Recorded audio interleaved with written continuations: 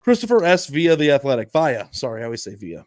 Super League is actually better than the majority of college football, not worse. 32 teams leave, taking top 25% of all players and headaches of salaries, big NIL, big transfer portal with them.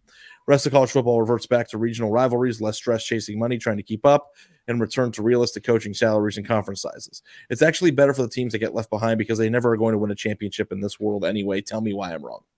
Christopher S. on The Athletic.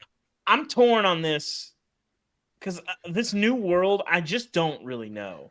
I know that it's going to be something very different from what made me love college football. And there's going to be a lot of big time baller games that are going to be fun to watch. But I just think that whatever's left behind, and we'll see.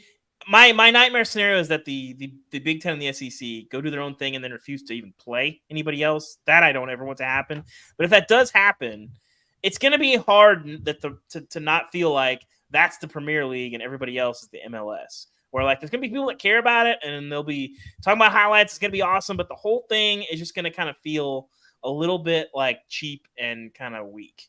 And this is just not, it's the same reason why the Group of Five doesn't start their own playoff, because they don't want it to be an off-brand. They want to be fighting for that big stage. So, maybe the 12-team playoff can keep that. I'm going to say TBD on that. I don't know that I buy that it's better for the smaller teams. I think being at that adults table and, having to prove it on the field and say, hey, you're going to have to come beat us to prove it. And every now and then they don't. Sam? Yeah, I think if we are able at some point to get back to the regionality and the rivalries that we had and the setup that made us really love college football, I think that's a good thing. But a lot of this sport is built on hope. And I get it that most of these teams that we're talking about that would get left out of a Super League are not going to win a national championship. We know that. But it doesn't mean that you can't dream for it. And that's really, I think, what keeps a lot of the fans into it, that one day your team can get up. That's why the realignment stuff has been so critical. Because those teams that have been in the non-power conferences want to get up to the big conferences because eventually they want to say, well, we can do it too. They want to be like TCU.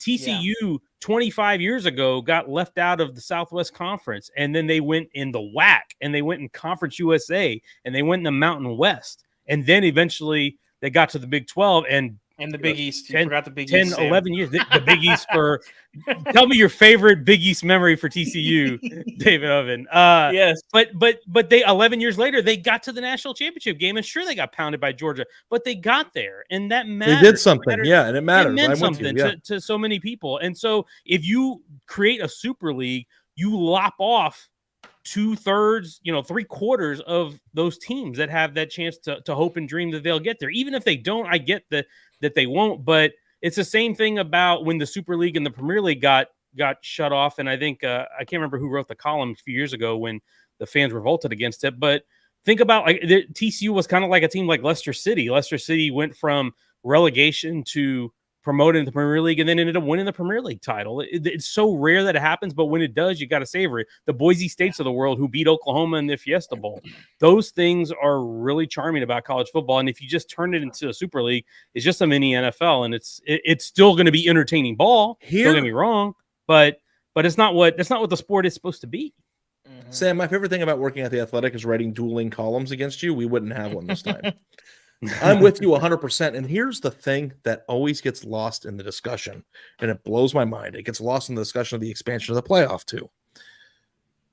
I 100% bought in with the idea of hope.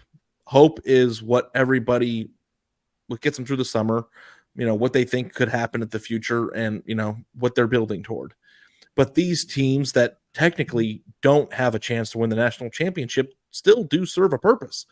And you guys know what that purpose is? It's upsetting the teams that are in the Super League. That is what makes the sport fun. We are killing the upset. I don't want the upset to go away. I don't want every team that your favorite team in the Super League loses to be a rational thought of oh, okay, well, they lost to a good team. Part of the charm of the sport is getting your ass kicked by a team that stinks or a team that isn't going anywhere.